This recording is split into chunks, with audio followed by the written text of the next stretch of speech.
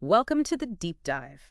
This is where we take that big pile of info you've gathered, articles, notes, maybe some audio, and, well, we boil it down. Right, we find the core stuff, the bits that really make you think, okay, I get it now. Exactly. It's kind of your shortcut to being genuinely clued in, but without that feeling of drowning in detail. And today, we're diving into the life and work of Bill Gates, a huge name, obviously, in tech and now philanthropy. We've got a great set of sources from our listener timelines, a look at key relationships, stuff exploring his mindset, his mission, even some audio clips. Yeah, it's a good mix. And it feels like it's for someone who wants to, get the important stuff quickly, but still properly understand it. Someone who likes those aha moments. And wants to see different sides without getting overwhelmed. Totally. So our mission today, go beyond the usual headlines about Bill Gates. We want to explore the experiences that shaped him early on, those really crucial relationships. And the forces that drove him, right? Yeah. From being this tech pioneer to, a global philanthropist. Okay, let's jump in. Where do we start? Early life. Yeah, let's start there. His early life, the influences around him, clearly pretty foundational stuff. Absolutely. His parents seem key. His mother, Mary Gates.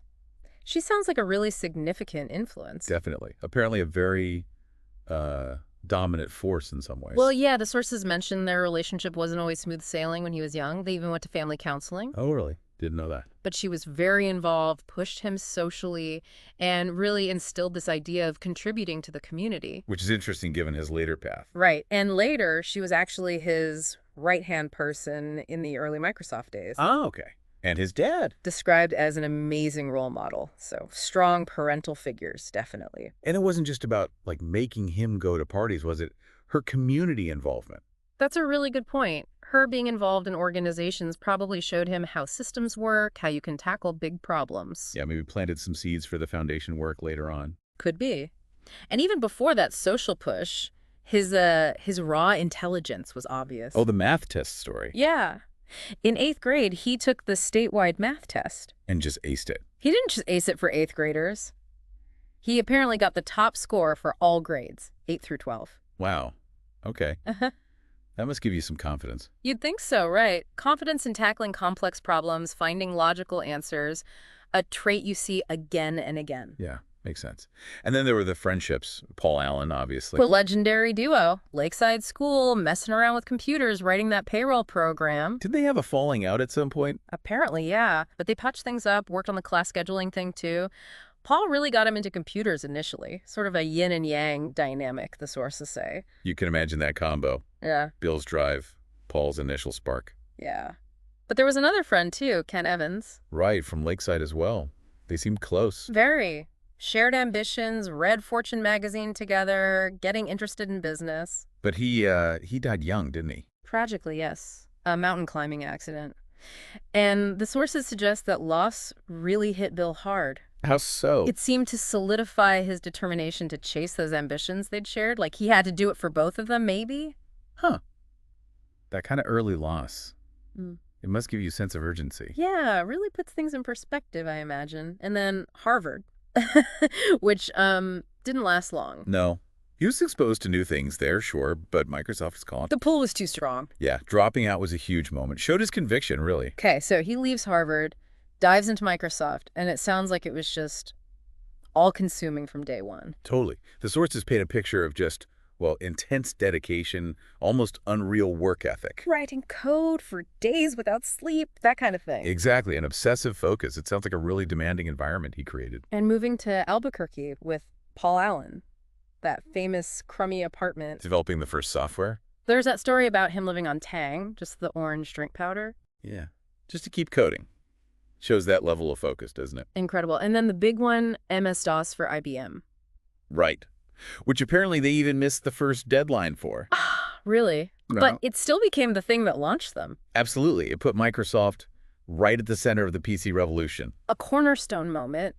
But his management style sounds pretty tough. Yeah, phrases like, "Why aren't you working as much as I am?"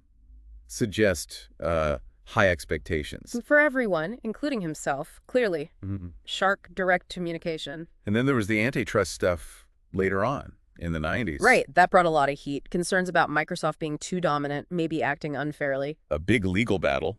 As mentioned, he later reflected on maybe coming across as arrogant, though, Interesting. Suggests some self-awareness, maybe change over time. which leads us towards this shift Hmm. from this relentless tech focus to philanthropy. Yeah, the Bill and Melinda Gates Foundation. A massive change in direction, or at least emphasis. What kicked that off? The sources really point to one, maybe two key moments reading a newspaper article About what?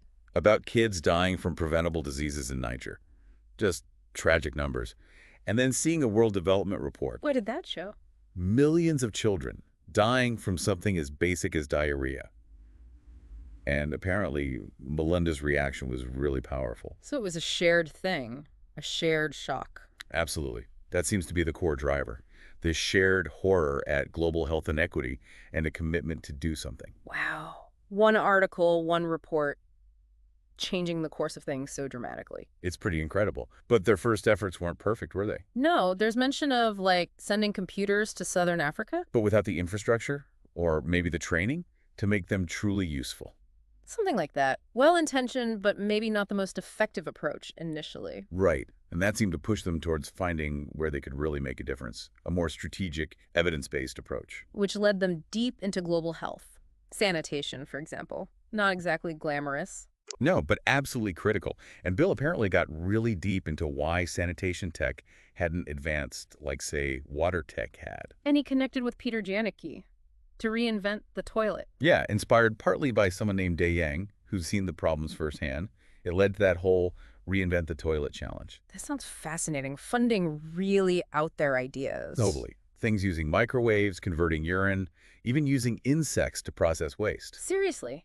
Insects. Yeah, it shows a willingness to think way outside the box. And the Omni processor came out of that too, the machine that turns sludge into. Into electricity, ash, and clean drinking water. And he drank the water. He did. Talk about putting your faith in the technology. Shows real commitment.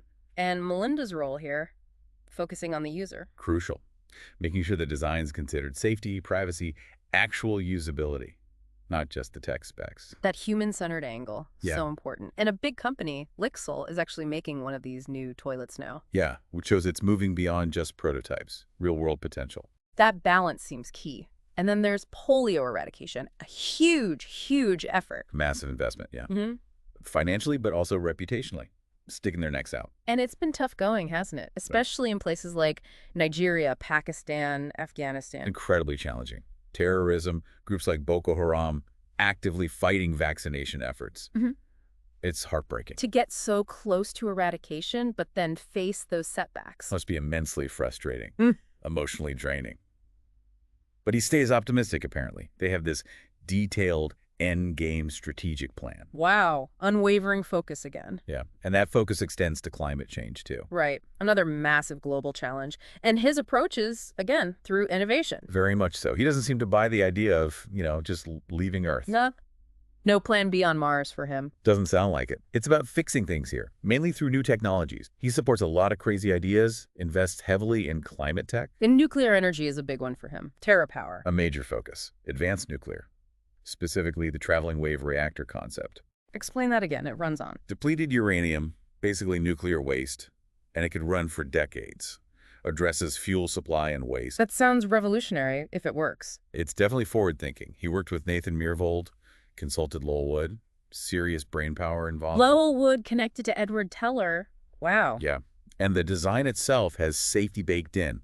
Atmospheric pressure, liquid metal coolant, passive cooling. Trying to overcome the old fears about nuclear, but they hit a snag building the prototype. In China, yeah. U.S. government policy changes basically blocked it. A big setback. So what happens now? They're still pushing forward, looking at options in the U.S. now. The drive is still there. Okay, so beyond the big projects, relationships are clearly vital. We talked about Alan, his parents, but Melinda Gates. Absolutely central. The sources really emphasize their partnership in the foundation. It's not just his show. How so? It sounds different from his Microsoft role. Very different. Her different point of view, focusing on the human side, challenging his assumptions. It seems she's hugely influential. Especially in areas like family planning and restructuring the foundation. Exactly. And apparently she even manages his schedule. No kidding. That must be a job in itself. You'd imagine.